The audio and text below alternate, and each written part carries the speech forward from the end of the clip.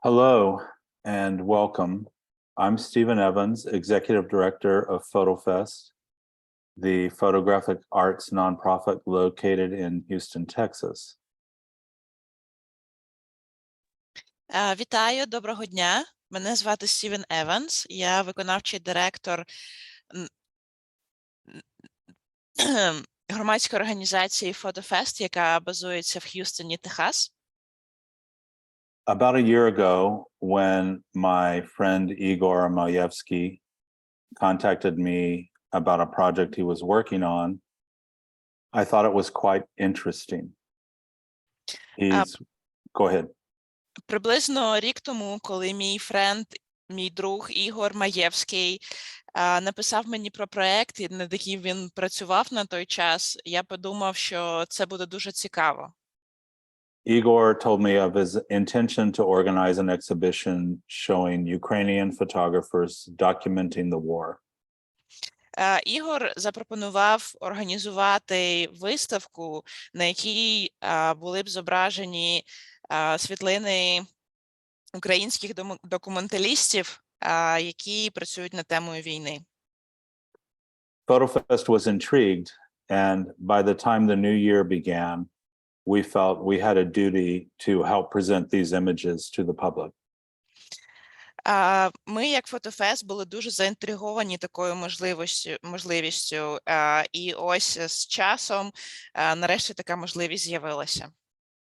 We think this is important work and part of our mission to address the important issues within society, and we applaud the bravery and the commitment of all the photographers and curators involved. Це дуже важливо для нас піднімати такі теми, і ми аплодуємо мужності українських фотожурналістів, які працюють над цією темою.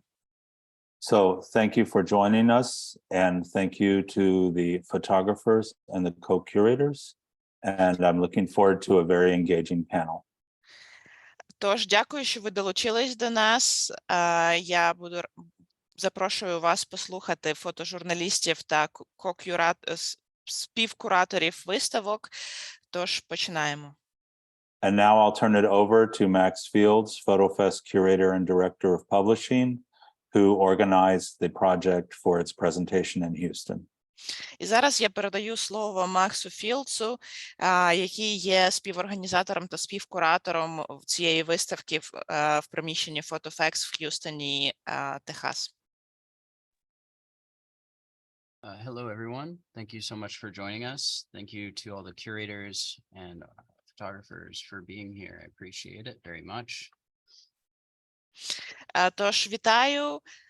Я дуже вдячний фотожурналістам та кураторам за те, що вони долучилися до цієї розмови. Дуже вам вдячний. Today, we will have a panel featuring members of the Ukrainian Association of Professional Photographers discussing their work as photojournalists working in Ukraine. Сьогодні ми запрошуємо вас до панельної дискусії, на якій члени Української асоціації фотожурналістів будуть розказувати про свою роботу під час війни. I will lead the discussion, but before I ask any questions, I want to let everyone know that we will have a Q&A with the audience, and we will let you know when that begins. І перш ніж ми почнемо нашу панельну дискусію, я хочу зауважити, що в нас буде сесія відповідей і запитань, і я вам дам знати, коли для цього буде час. And before we begin, UAPP's senior project manager, Olga Kovalova, an accomplished photojournalist herself, will provide an introduction, and I'd like to let her speak now. Тож я запрошую до слова віце-президентку Української асоціації фотожурналістів Ольгу Ковальову з вітальним словом.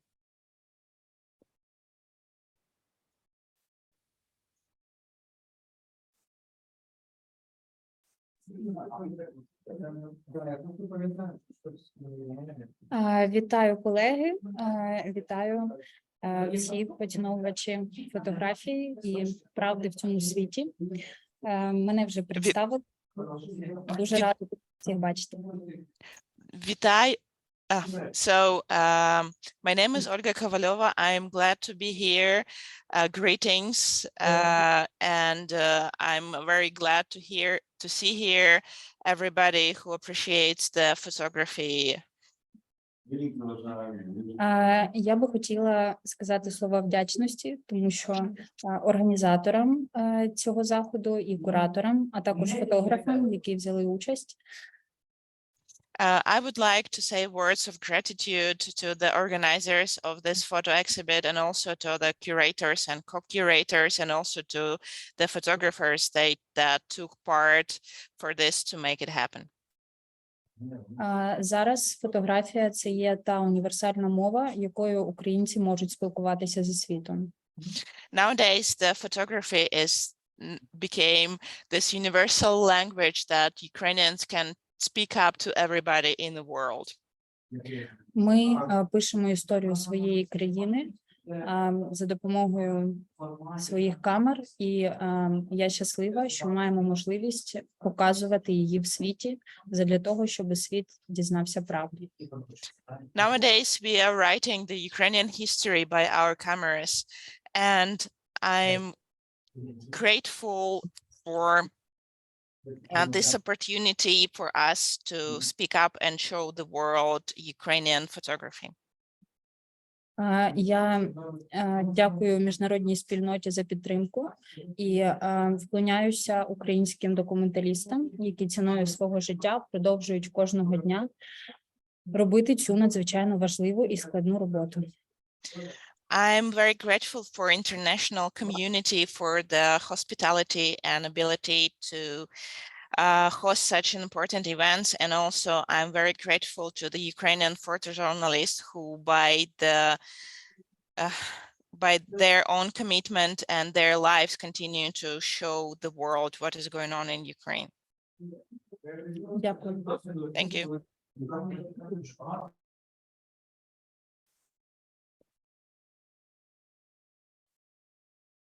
If everyone, all of the panelists can turn on their video, and we will begin. Будь ласка, панелісти, включіть свої камери для того, щоб ми розпочали.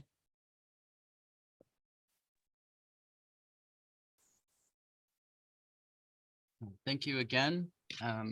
My first question for everyone is, can you tell us what your occupation was before the war started, and how the war changed your approach to photography? Тож ми розпочинаємо, і в мене є перше запитання до всіх панелістів.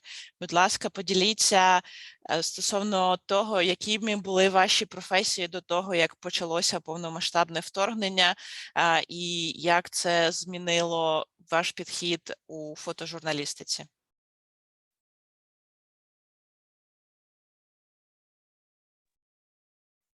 Who will be first? Probably me. Okay. So my name is Andrii Dubchak. I'm head for now of the media frontliner.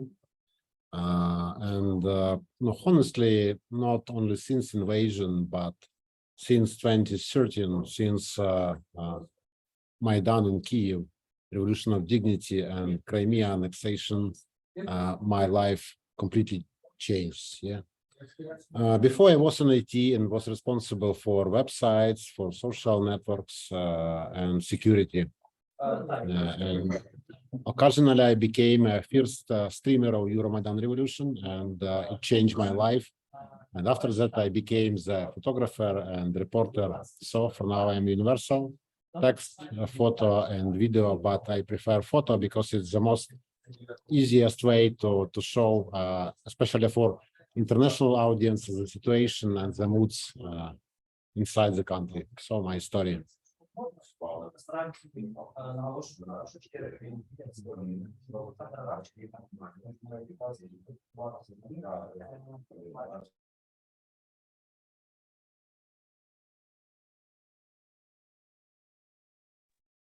Дозвольте виступити мені. I would like to speak. Мене звати В'ячеслав Ratynskyi. Я український фотожурналіст і документаліст. Перед війною, власне, перед 24 лютим 22 року, я так само працював фотожурналістом і фотодокументалістом. So my name is Viacheslav Ratynskyi, and I'm Ukrainian photojournalist and documentalist.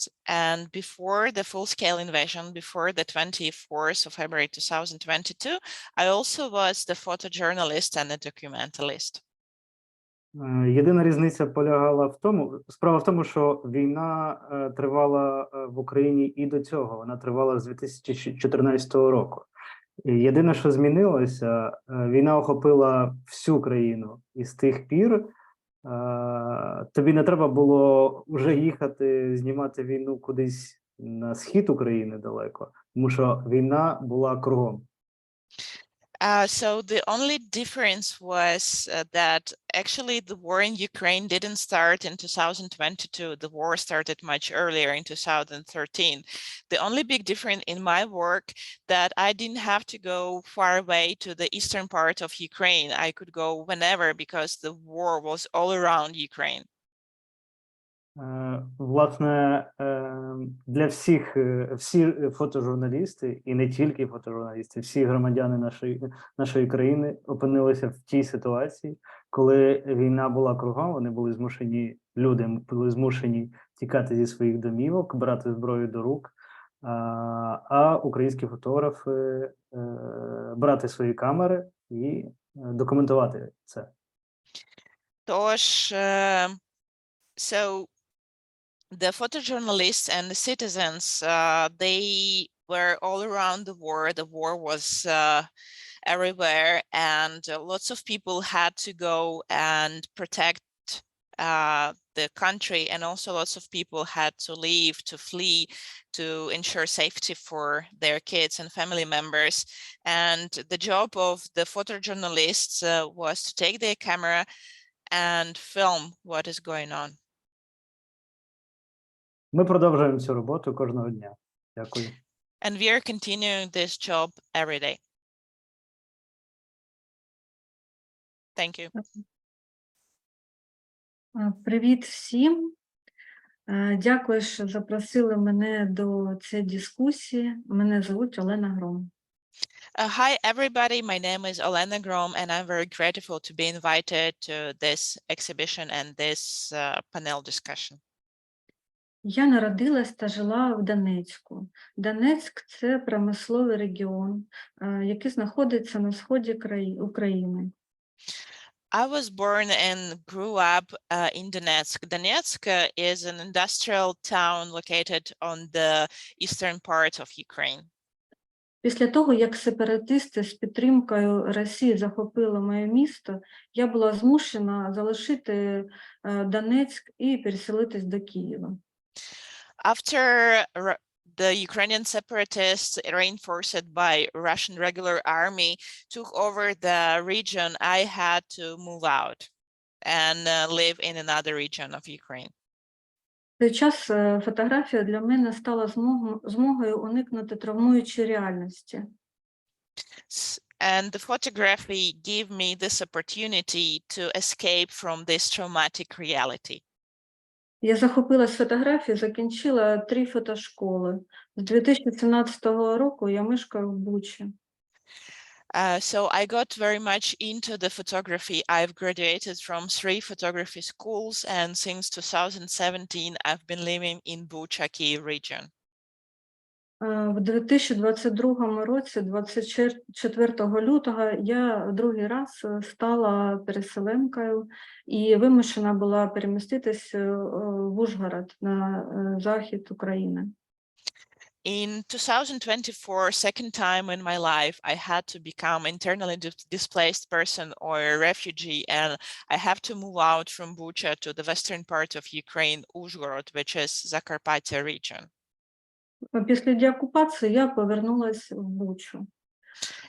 And after the occupation of the region, I returned to Bucha. Я працюю з темою війни з 2016 року. З 2017 року я їжджу в військову зону і знімаю проекти о людях, які живуть в умовах війни, розповідаю про їх життя. So starting from 2016, I've been working on the war topic in my photography, and starting from 2017, I've been visiting the war zone in Ukraine, mainly talking about people who have been living in the war zone. Наприклад, до 2022 року я зняла декілька проєктів о дітях війни в Мар'їнці. Зараз цей город повністю зруйнований, і я не знаю, що сталося з тими дітьми. So, for example, in 2022, I made a project about kids who've been surviving through the war in a small town, Mariinka, Donetsk region. And nowadays, I know that this town is destroyed completely, and I have no idea what has happened to those kids that were depicted on my projects.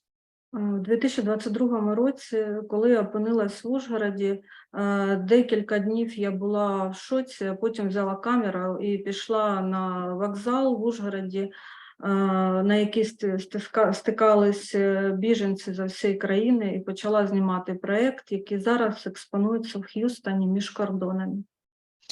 So in 2022, when I was already in Uzhgorod, a couple of days I was in complete shock, but afterwards I took my camera and went to the railway station where millions of displaced Ukrainians with their kids were arriving, seeing the refuge.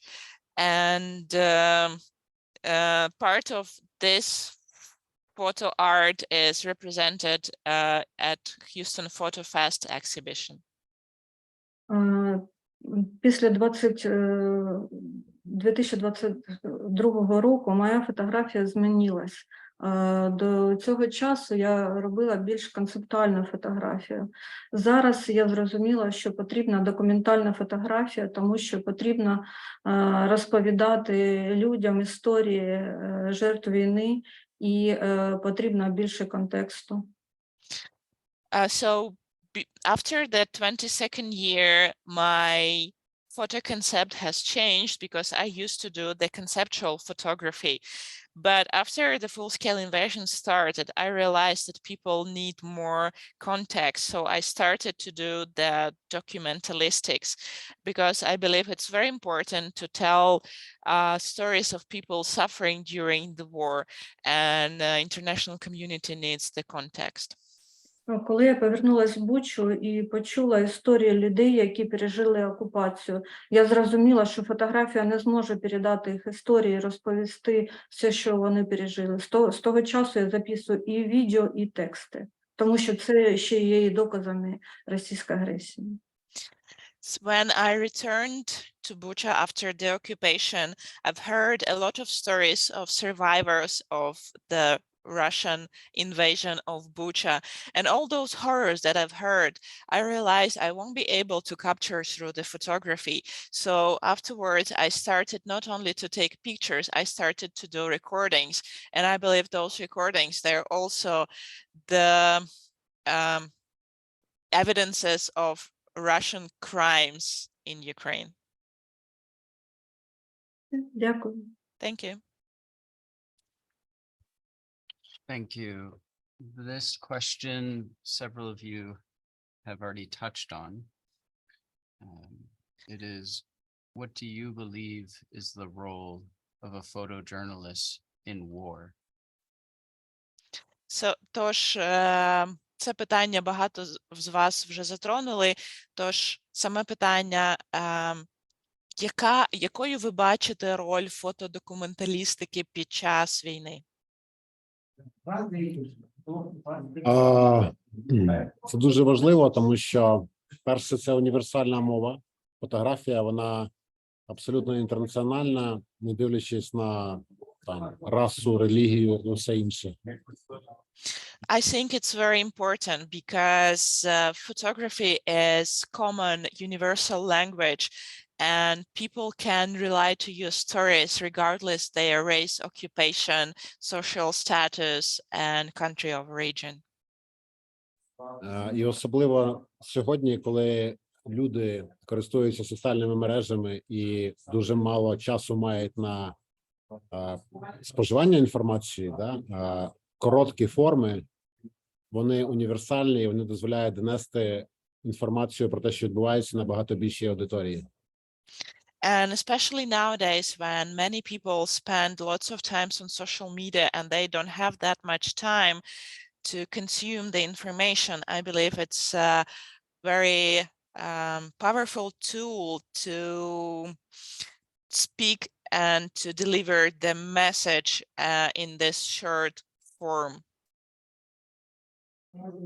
Ну і, звісно, фотографія – це так само на сьогоднішній день це документування реальності для подальших поколінь і документування воєнних злочинів.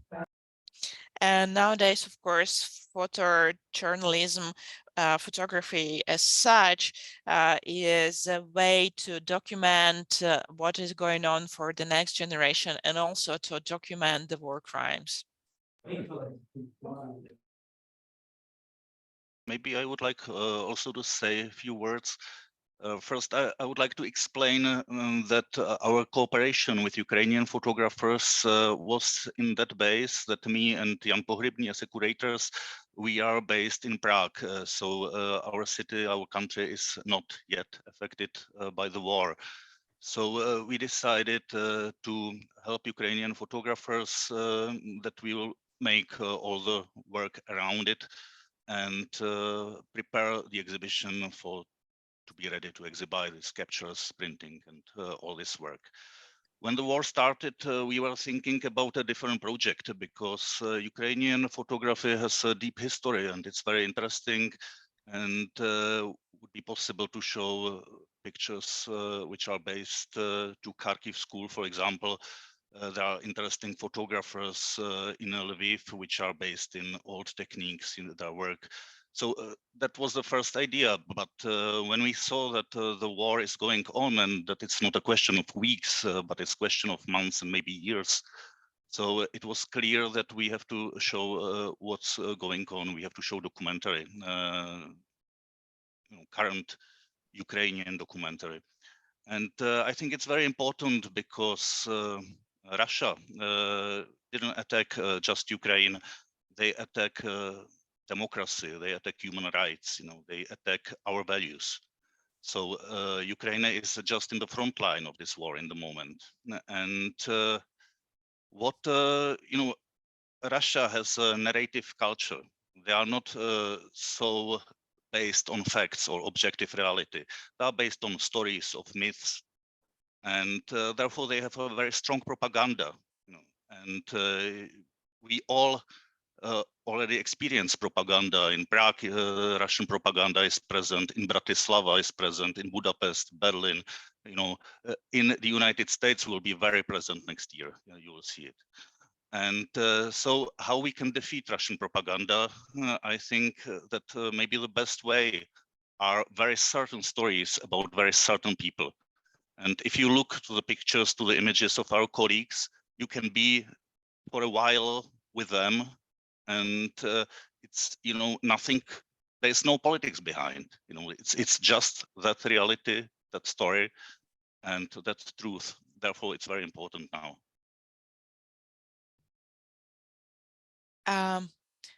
Трохи коротенько.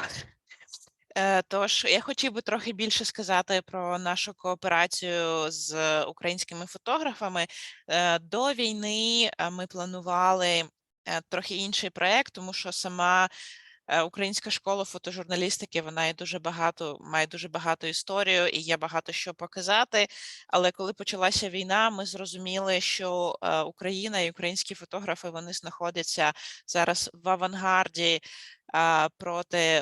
проти російської агресії, тому що російське вторгнення – це не лише вторгнення до України, це наступ на демократію, це наступ на права людини, вони наступили на наші цінності, Тож ми вирішили підтримувати цей проект і також в якості такого собі елементу боротьби з російською пропагандою, тому що ми маємо історію російської пропаганди у нас в Празі, ми маємо історію російської пропаганди в Братиславі, і ми подумали, що це буде гарним приводом показати загальній аудиторії, там, де майже немає політики, і ми можемо просто зупинитись і подивитись на конкретні історії людей, які є на фотографіях, і трошки мати розуміння, де є правда, а де є пропаганда. Thank you.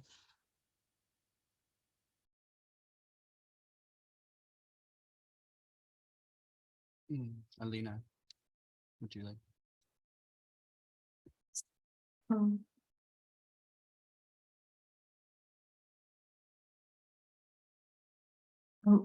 Мені де розповідати?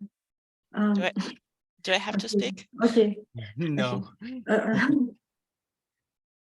Фотографія грає дуже важливу роль у висвітленні конфліктів. Іноді розповідь про якісь події впливають на гуманітарну ситуацію, тобто йде допомога, люди починають розуміти, що відбувається. Фотографії з найгарячіших точок планети кардинально змінюють думки людей. Також воєнна фотографія – це ще і антипропаганда російської пропаганді. Тобто правда – це дуже потужна зброя, яку ми використовуємо. Thank you. So the photography has its unique role of telling people the truth. It has a huge influence because, for example, by only one picture, the humanitarian situation in the region could be changed. So more people could see the photography and the humanitarian aid will arrive. And also lots of people can change their points of view towards the situation because this is the unique tool to tell people the truth. Додам, я вільно знімаю відео і фотографію, але є дуже велика відмінність. Коли, на мою думку, людина дивиться відео, її мозок знаходиться в режимі «я просто споживаю інформацію». Коли людина дивиться фотографію, вона спочатку каже собі «я вірю» чи «я не вірю», і після того вона починає думати, тобто думати логічно і думати емоційно. У випадку з відео присутня лише емоційна складова, да? Тобто логічно мислення відбувається набагато менше. Тому фотографія, на мою думку, важливіша у цьому питанні, ніж відео. Досить часто. So I would like to add, I also make not only the photography, but the video, but there is a very important difference in the way people consume this information. So for example, if somebody watched the video, the more emotions they start to appear, versus when people see the photography, people start to challenge themselves. Do I believe in this or I do not believe in this? And this combination of logic and emotional part gives the unique experience, and it makes it a unique tool to work towards delivering the messages to the auditory. Дозвольте мені, будь ласка, сказати.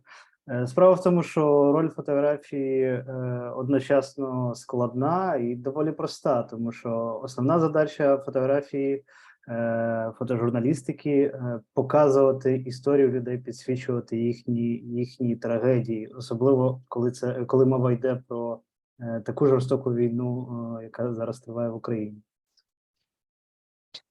So let me add, I believe the role of photography is simple and complicated in the same time. So it's simple because its role to show and highlight the people's stories, especially for such complex contexts of such a brutal war against Ukrainians.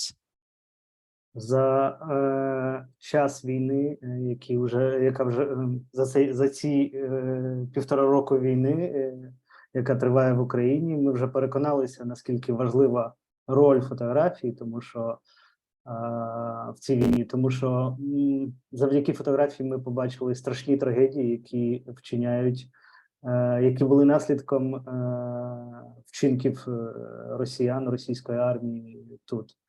І ми неодноразово переконувались в тому,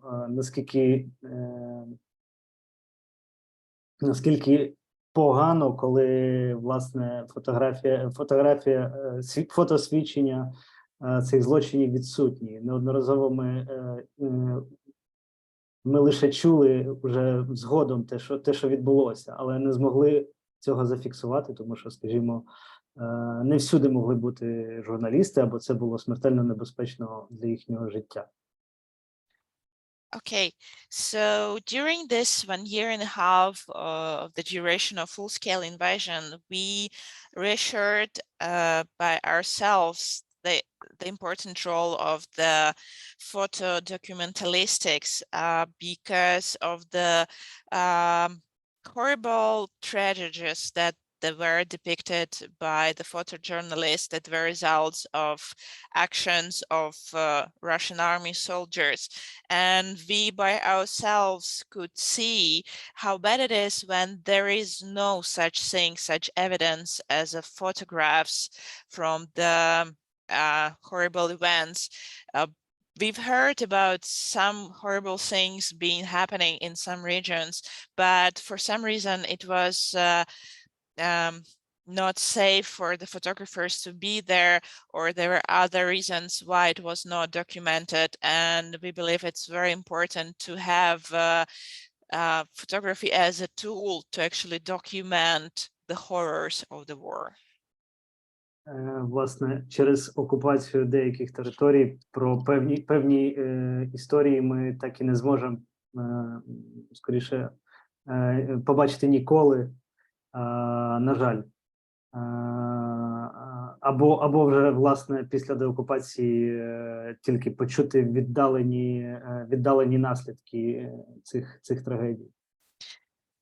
So because of the occupied territories of Ukraine, probably we will never see the stories which are hidden there, because there is no access for international journalists doing work there. And there is a hope, and it's a little bit terrifying hope, that only after the occupation we will hear some little bits of the horror stuff that people has to come through on those territories. Дякую. Thank you. Talk about a specific image that you've captured that stands out to you amidst the thousands of images that you've captured throughout the last 20 months. Тож наступне запитання. Розкажіть, будь ласка, про фотографію, яка виділяється з тих 1000 фотографій, які ви відзняли. Можливо, за нею є якась історія, про яку ви б хотіли розказати.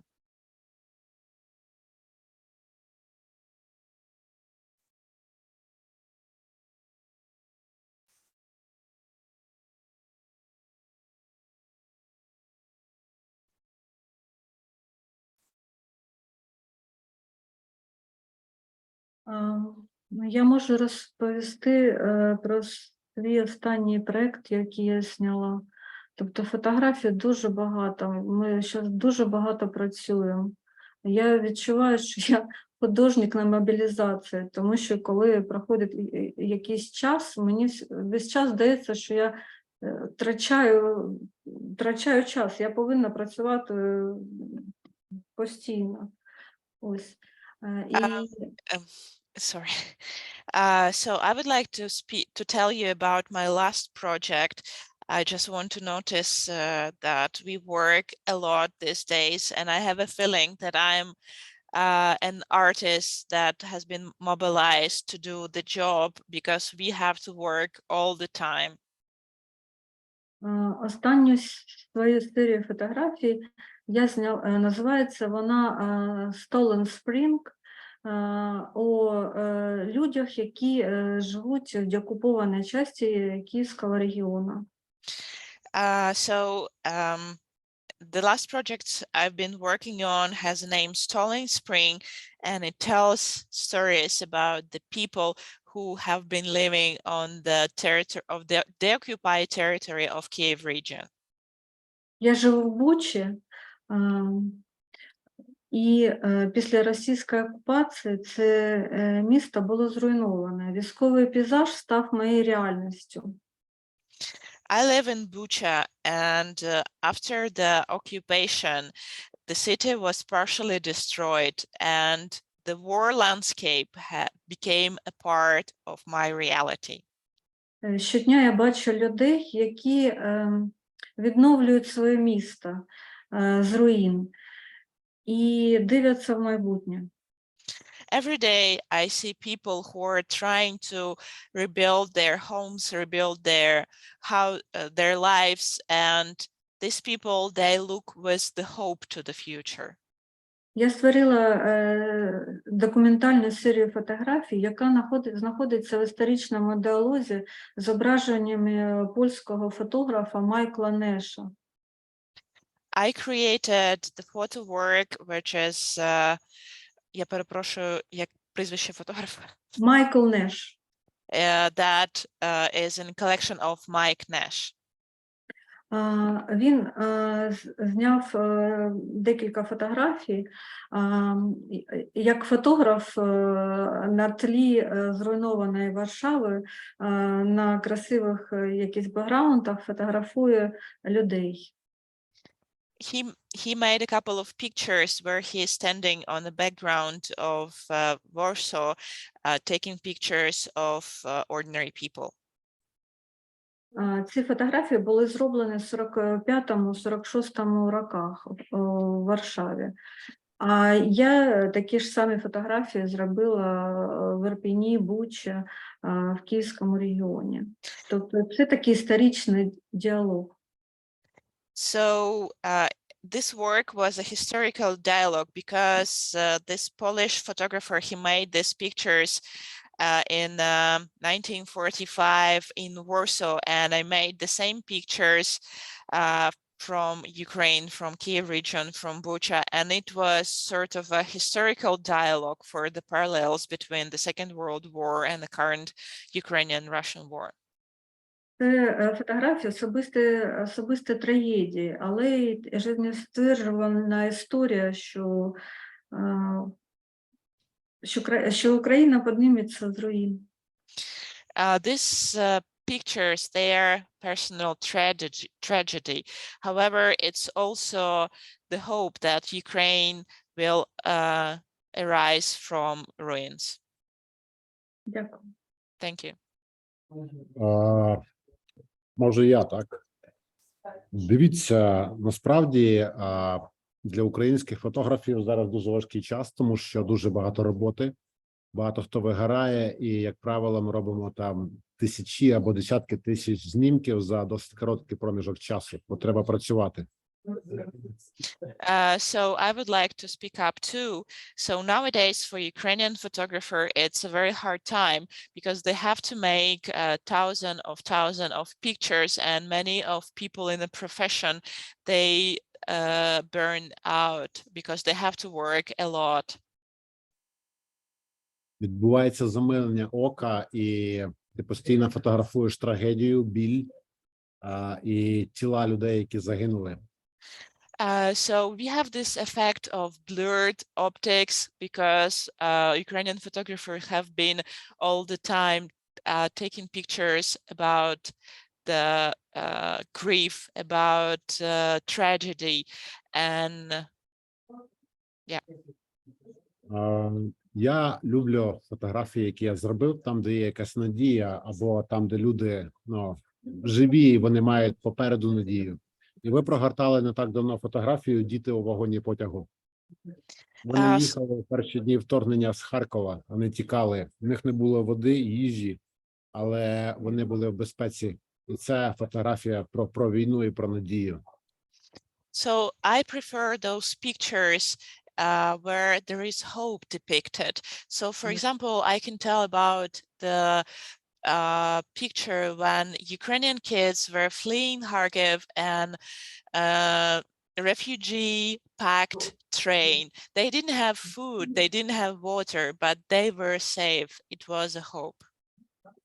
І хочу додати, що з кожного періоду цієї війни, з кожного місяця чи там сезону, весна, літо, осінь, є улюблена фотографія, є улюблена історія, яка є персональною теж. So I could tell from each period of this war, whenever it's spring, summer, or autumn, I have my favorite photography, and usually behind this photography there is a personal story and personal attachment. Дякую. Thank you. Мені здається, що не існує такої історії, яка зараз відбувається в Україні, яка не заслуговувала би на якусь найкращу фотографію, з найкращою композицією, з найкращим сюжетом. Всі історії заслуговують на такі фотографії. I would like to add that I believe nowadays there is no such photography in Ukraine that wouldn't deserve to be shown, to be appreciated, because each story is unique, and yeah, that's it. Але на екрані з'являлася одна з моїх фотографій. Там були зображені чоловіки, які тренуються кидати коктейлі Молотова. Я зробив цю фотографію в самі перші дні війни в своєму рідному місті, в місті Житомирі. And a couple of minutes ago, one of my pictures were shown during this panel discussions. There were a couple of men depicted on this picture who were on a training, trying to learn how to effectively throw the Molotov cocktails to meet the Russian army. And I took this picture in my hometown, Zhytomyr, at the first couple of days of the invasion. Важливо описати контекст ситуації, в якій була зроблена ця фотографія. And it's very important to tell in details the context of the situation where when this picture was taken. Справа в тому, що в ті самі перші дні, здавалося, війна абсолютно навколо, і в багатьох регіонах, в багатьох містах дійсно так і було. So at that day, there was a feeling amongst Ukrainians that the war is all around in each small town, in each small city. And for many of those towns and cities, it was completely true. В цьому місті в ті дні люди готувалися до оточення. Вони дійсно вірили, що найближчим часом, наступної ночі, наступного ранку, вони прокинуться в оточеному місті, в оточеному ворогами місті. So at that time, people were preparing to be surrounded by Russian armed forces, and people were expecting from day to day that the Russian army will come, and they are preparing themselves to resist against it. І в той день, коли я приїхав до міста, в першу чергу я поїхав на вокзал побачити людей, які тікають з міста, які тікають в інші більш безпечніші регіони. Але я нікого не застав там. So when I arrived to my town, Zhytomyr, I decided to go straight away to the railway station. I was expecting to see there lots of people who were fleeing my hometown. But to my surprise, when I arrived there were nobody. Трошки згодом я дізнався, що люди різного віку тренуються на якійсь з території міста зустрічати ворога. Вони не мали зброї, вони мали лише безкінечну кількість коктейлів Молотова. And a little bit later, I find out that people of different ages and professions gathered in a specific place in my hometown where they were training to resist to meet the Russian occupants. And they didn't have weapons at all. They had lots and lots of supply of Molotov cocktails. Де я був щиро здивований героїзмом цих людей, тому що Вони не збиралися тікати зі свого міста, вони збиралися захищати його будь-якою ціною. And I was surprised by the heroism and bravery of people, because they were not going out to run away. They were preparing themselves to protect their hometown at any cost. Дякую. Thank you. Thank you very much. I want to tell the audience that if you have a question for the panelists, now is the time to submit those questions. If you're on Zoom, you can submit those in the chat. If you're on YouTube, you could submit them in the comment section. I'm going to ask another question while those questions come in. What do you think about the world's reaction to the war? Do you find a difference in reaction between Europe and the US, for example?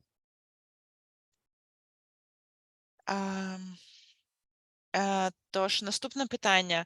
Що ви думаєте стосовно того, як світ зреагував на війну в Україні? Чи ви бачите різницю в реакції, наприклад, мешканців Європи і Сполучених Штатів? May I start to say something, because this is something dealing with the approach, why we came there as a Czech photographers to support Ukrainians, because I represent the Czech Association of Professional Photographers in the Federation of European Photographers, Professional Photographers. And when this conflict began, it was a bit strange, the attitude of my foreign colleagues in the Federation, because they didn't understand my point of view that we should suspend the Russian associations, because they have they had two associations in the Federation, because they felt that they were friends and they want peace. But I felt, okay, this should be said same as it happened in sport, same in other culture fields, that we should really take them out from the Federation as a signal that we are supporting Ukrainians, we have some solidarity. And it was very interesting how slowly it went through whole Europe, how they actually started to follow us. And I just would like to add that, because that time I was representing also the Federation in a so-called World Photographic Cup, where are also the other countries or other nations like US or Asians, etc. And there was much stronger support for it, for this point of view that we should exclude, we should suspend Russians from this international event. So thanks to US, thanks to Australia and others, we started there, and then Europeans started to understand, okay, we should do the same. So when these Russians heard that we are trying to suspend them from the Federation and from WPC, they started to be very angry, and they asked, why you are removing our membership? What we have to do with the war? But my answer was very simple. What do the Ukrainian photographers do with what you are doing in their country? So the progress in the beginning was very, very interesting in some way, but somehow hurting. Yeah. So this I would like to add how it began, and then we came with Igor with the idea to make the show in our country, which is now in Houston. Ця війна, вона не про території, не про мову, не про валюту, не про економіку. Ця війна про свободи, да, про демократичне суспільство, про громадянське суспільство. І я не можу сказати, що там хтось підтримував більше і менше, але країни, які стикалися з Радянським Союзом до цього, вони відреагували набагато більш болючіше на це і почали підтримку одразу. США теж почала підтримку одразу. Країни, які не знали, що таке Радянський Союз, які трохи далі знаходяться, там Італія, Іспанія, там справи і зараз не дуже добрі, насправді, з ставленням до цього, до війни.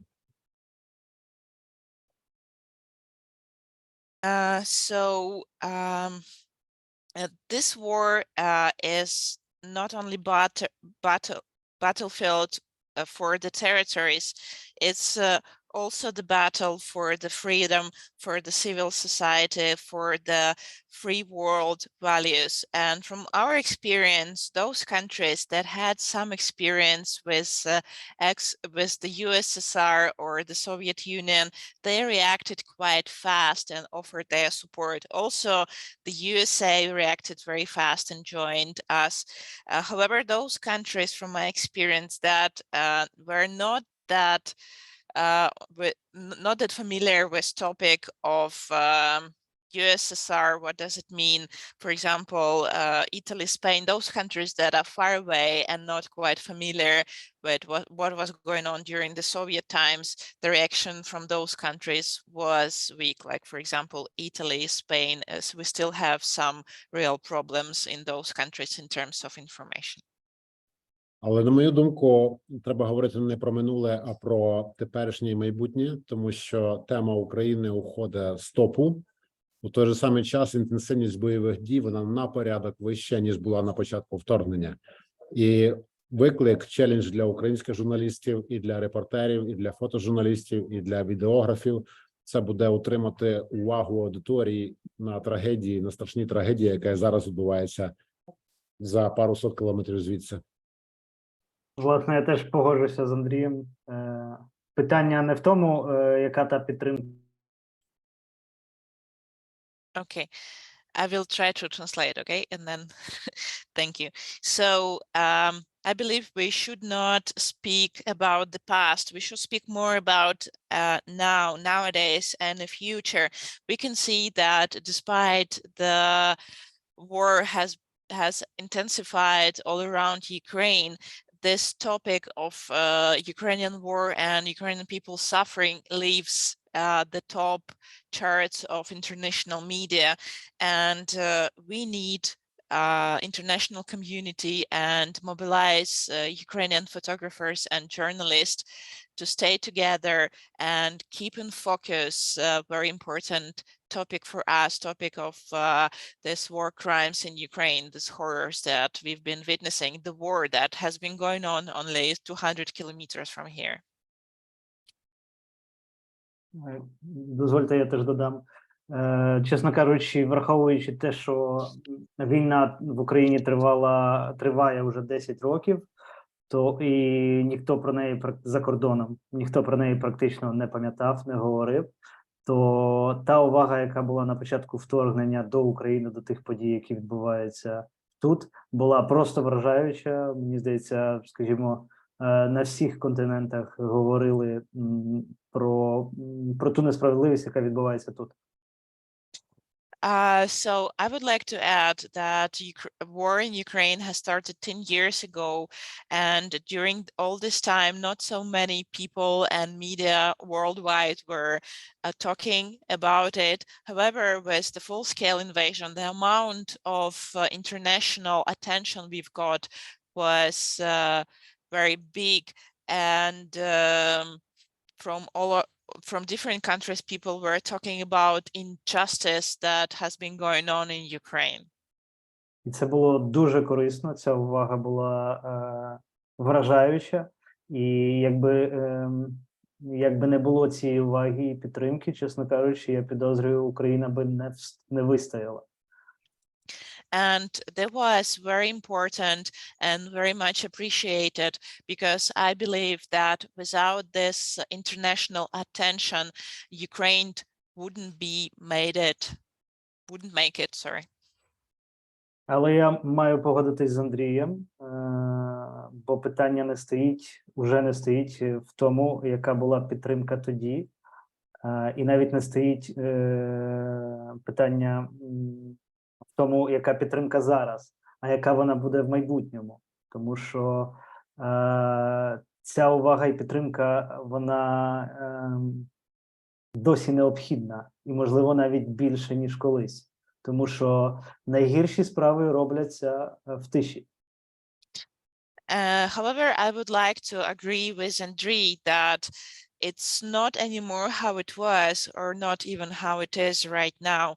We should talk more about how it will be in the future because we might need a lot of international media attention because the bad things happen when it's quiet. І, власне, наша задача, наша з вами задача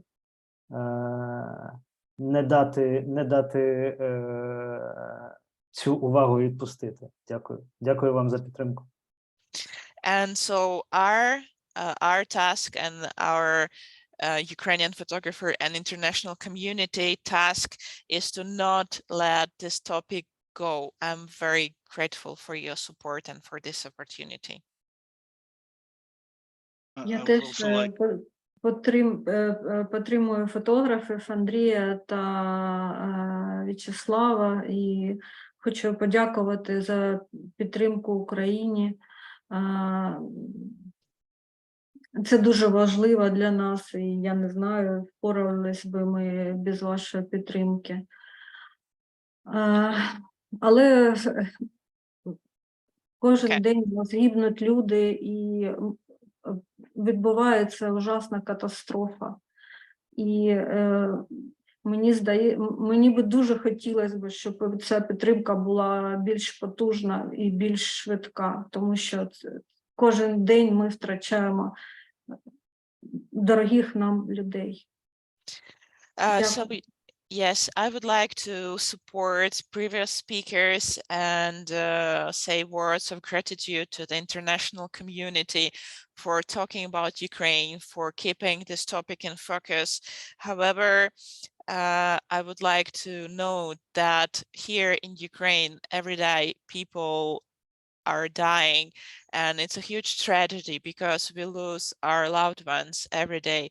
And I would wish for more and more faster support for Ukraine in all directions. Thank you very much. I'd like to add just that we used to talk about how much somebody is supporting Ukraine. But it's also other way around. You know, the Ukraine is supporting us by fighting in that front line of the war for our values, and we should be thankful to Ukraine that they are doing this very hard job. So it's not just our support, but Ukraine is supporting our Western civilization in this moment. So thank you to all the photographers and to all the Ukrainian people. Дозвольте мені теж додати до слів Ігоря. Для мене було важливо те, що ця виставка відкрилася минулого року в Празі. І, зокрема, було важливо те, як вона називалася. А називалася вона «Вони воюють і за нас». І мало хто так насправді називав події в Україні саме таким чином. Зазвичай це там трагедія в Бучі, або жах в Маріуполі, або Київ в оточенні і так далі, скажімо, умовно, так? А саме чеські колеги заакцентували питання саме так, що вони воюють і за нас. Дякую вам за це.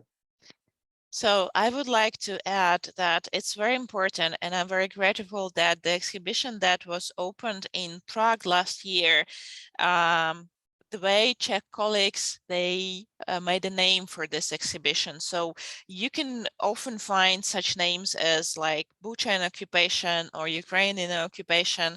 However, the Czech colleagues, they phrase the exhibition that they fight and for us too. And that was very important to phrase it like this, to emphasize that Ukraine is fighting for the Western values. Thank you.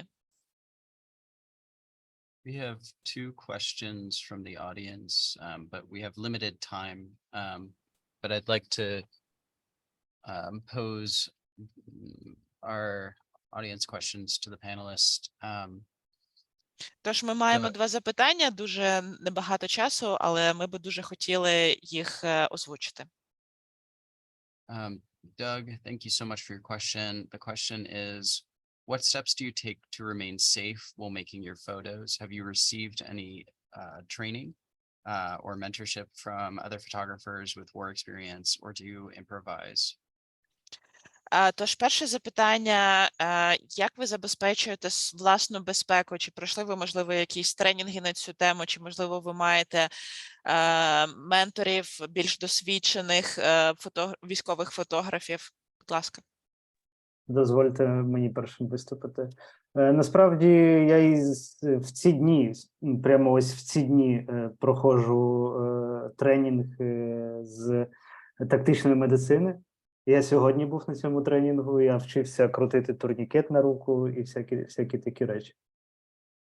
So I can say that I've been doing the tactical medicine training these days right now. So only a couple of days ago, I was learning how to put the tourniquet correctly, how to turn it. So I guess this is in process. Змогу пройти ці курси, до речі, надала Українська асоціація професійних фотографів, за що велика подяка. Але я хочу дати пораду, якщо хтось її потребує, якщо ви хочете знімати війну, то оновлювати навики із поводжені в зоні бойових дій і тактичної медицини потрібно щонайменше кілька разів на місяць, але чим частіше, тим краще. Це дуже важливо. І дякую за хороше запитання. So I would like to say words of gratitude to Ukrainian Professional Association of the Photographers who organized this training course for about the tactical medicine. And my advice to somebody who would like to film or take pictures of the war or in hostile environment, that I would suggest you to go to the courses or trainings of tactical medicine and behavior in a war zone at least a couple times per couple months to stay aware of what's going on and do not lose your skills. Дуже багато тренінгів, дуже багато досвіду, і я думаю, що на цю тему можна говорити декілька годин. Тому я просто обмежуся порадою, що всі тренінги мають бути дуже практичними, і всі ваші навички, вони мають бути на рівні рефлексів, тому що у випадку великого стресу працює лише м'язева пам'ять, ще напрацьований рефлекс. So I would like to add too, there were lots of trainings and they've been going right now too. And I can speak about for many hours. I guess it's a separate topic for at least a couple of hours of explaining. However, my suggestion would be, so you took trainings that are more practical than theoretical, because at the time of a high stress, only the muscle memory works, and your skills should be at the level of muscle memory, so you could react and save your life in a time of danger. І хочу сказати, що війна абсолютно тотально змінюється кожні 3 місяці.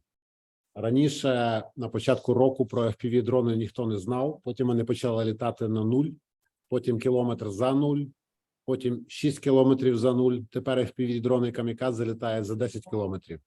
І, відповідно, це змінює увесь характер і логістики, і перебування на позиціях, і усього іншого.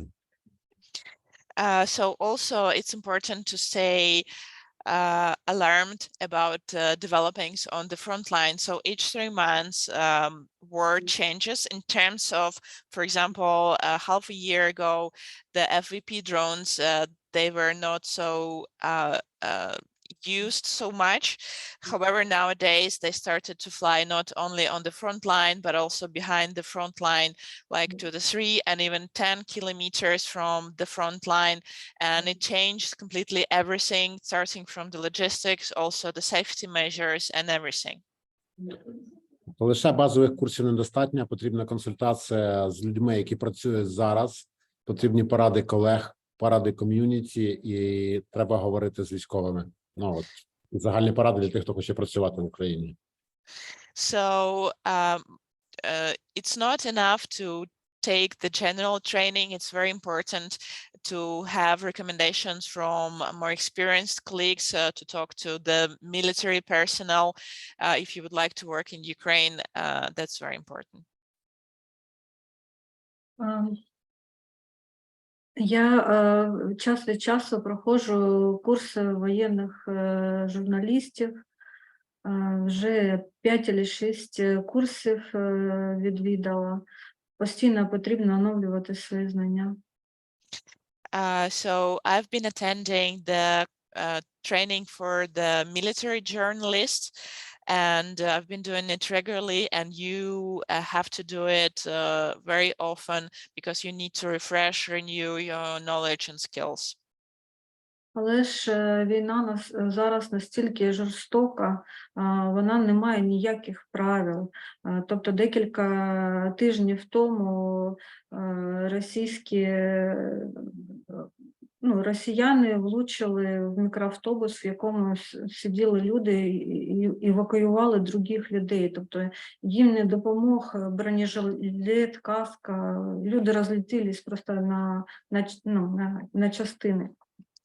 However, I would like to point out that this war is very cruel and there is no rules. For example, 2 weeks ago, the bus that was taking people to the evacuation was shot by a Russian weapon, and people were inside wearing helmets and the armor vests. However, it didn't help them. So. Тобто журналісти знаходяться в постійній небезпеці на війні. Це дуже великий ризик. So the journalists, they are all the time in a constant not safety, constant danger, and the risks are very high. Дякую. Thank you. I have one last question before we conclude the program, and that is, do you have a message that you would specifically like to share with our audience? І в мене вже завершувальне запитання. Чи є у вас меседж, який б ви хотіли поділитися зі світом, який б ви хотіли, щоб люди в світі почули? Дозвольте мені почати. Андрій, давай. Андрій. Go ahead. Дякую, Слава. Ця війна дуже страшна, і Росія перевела усю свою економіку на військові рельси. І, на мою думку, це робиться не лише для того, аби перемогти Україну, а й для подальших експансій в інших країнах. Якщо ми не зупинимо цього зараз, весь світ матиме великі проблеми в майбутньому. Да? Від Росії, від коаліції Росією з Іраном там, чи з Китаєм. Тобто проблеми будуть наростати, тому що це тиранія, це країна з ненормальним там суспільством, яка загнана в глухий кут, і яка піде на дуже багато, аби там знищити Україну і перейти до наступу на інші країни. Тому ми маємо всі просто єднатися і працювати для того, щоб це не сталося, бо лише там загальними зусиллями там України, Європи, там Америки, Австралії, країн, які живуть за демократичними цінностями, можемо це перемогти. Ну, це мій єдиний меседж. А ми будемо робити нашу роботу тут і показувати те, що відбувається в Україні. Дякую дуже вам. So I would like to add that recently Russia has switched their economical to the war regime, and I believe this is in order to achieve not only the victory in Ukraine, but also they have been preparing to the expansion to other countries and their strategical allies like China and Iran. We have to fight all together, united against such a possibility, because it's very hard to deal with such country where people are locked up and they are aggressive. You never know what they are going to do. So I believe we need to stand up united together against this risk for our Western values that we share all together. And I can reassure you that from our side, we will continue to do our work and show you the results. Я приєднуюсь до Андрія і дякую вам за можливість привернути увагу світової спільноти до війни в Україні. Для нас це дуже важливо актуалізувати цю тему, цю тему війни і катастрофи, яка відбувається в Україні, в моєму будинку. Дякую всім, хто підтримує Україну. Дуже дякую вам. I would like to join Andrii, and I also would like to thank everybody for organization of such events and for the actualization of topic of war in Ukraine. And also I'm very grateful for everybody who talks and support Ukraine. Thank you. Дозвольте додати також мені. Я би не хотів би звучати якось дуже песимістично, але мені здається, що спокійний час в цьому світі підходить до кінця, і я би хотів би попросити всіх уважно слідкувати за тим, що відбувається навколо, за тим, що відбувається в світі.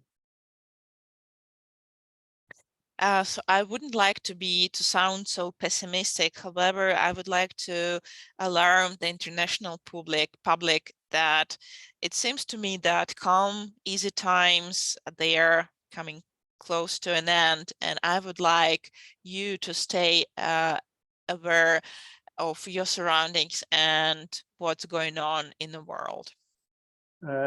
Я вважаю, що кожен має готуватися і бути готовим до, скажімо, неприємностей. Вони не обов'язково мають статися, але принаймні до них треба бути готовим, щоб не опинитися в такій ситуації, як ми. And I think that everybody should be prepared to some consequences or some events that might happen very soon. Not necessarily that they might happen, but you have to be prepared. You have to be on the lookout so you didn't got yourself to the situation where Ukraine was at the beginning and the full-scale invasion. Йдеться не лише про війну, як в Україні, але і, скажімо, майбутні політичні події, які, наприклад, найближчим часом можуть статися в Сполучених Штатах, і які можуть дослівно перевернути весь світ. Треба бути уважним до цього, слідкувати за цим. And I'm talking not only about the war, that war might happen. It's also about, for example, future political developments, for instance, in USA. So whatever developments there might be, it could dramatically change the world. So please be on the lookout and be prepared. І як червоною ниткою нашої розмови проходить тема уваги до України. І незважаючи ні на що, на будь-які події, все ж таки я закликаю всіх бути уважними до нас і до цієї частини світу, як ви були уважні раніше. Дякую вам за це. Дякую за розмову. And as we were talking a lot about attention to Ukraine, I would urge and ask everybody to continue being on the lookout to what's going on in our part of the world. And thank you a lot for everything you've done and for your support.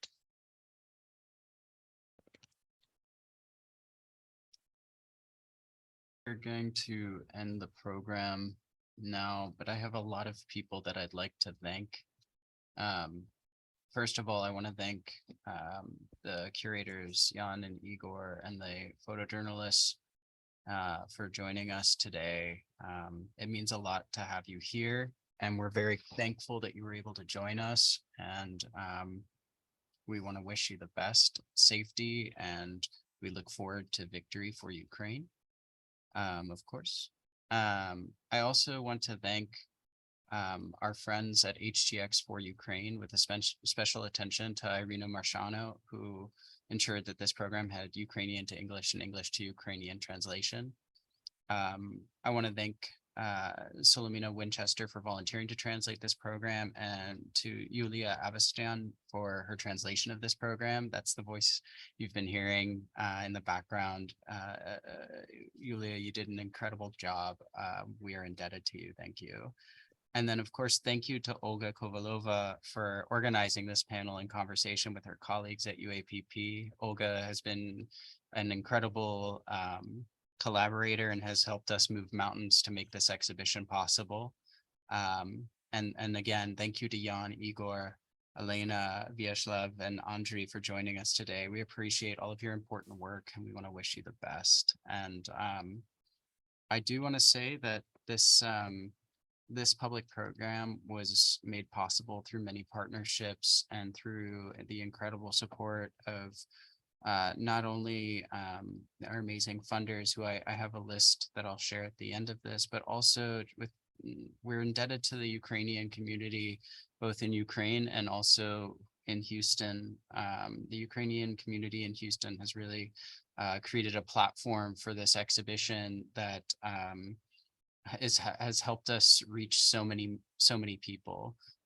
This video, the recording of this panel discussion, will be live on YouTube, or will be able to stream on YouTube for forever, as long as there is a YouTube. And we encourage everyone who's here today to please share that. I'm going to thank you everyone. Thank you to the audience for coming. We appreciate your support. Please come and see the exhibition that is on view at Silver Street Studios. The hours are 12 to 5 p.m. Come over this weekend.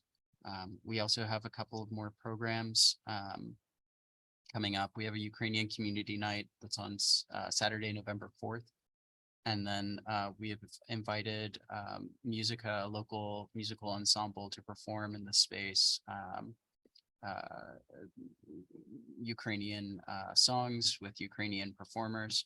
That's on the closing day of the exhibition on Saturday, November 18th. You can find everything about this exhibition, the incredible photographers who are involved, and the amazing co-curators who brought it here to Houston on our website at FotoFest.org. And thank you to our director, Stephen Evans, who's also helped to make this project possible. And then behind the scenes, we have Aseda Badat, who's been making sure that this whole program stays online. Again, thank you all so much for joining us today. Thank you to the panelists. We appreciate you, and we really respect your work and look forward to victory for Ukraine. Thank you very much. Thank you very much. You are great, and thanks for the support of the exhibition, and stay with Ukraine. Thank you very much.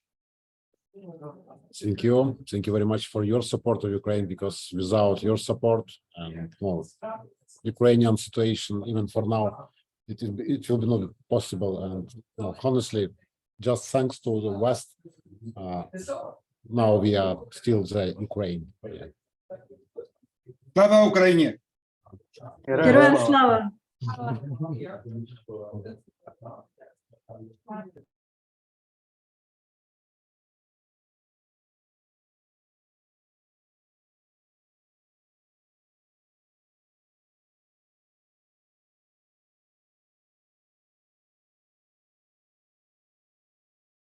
Thank you again for this interesting meeting.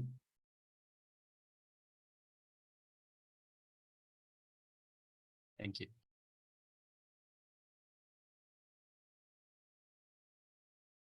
Thank you, Stephen. Thank you, Max.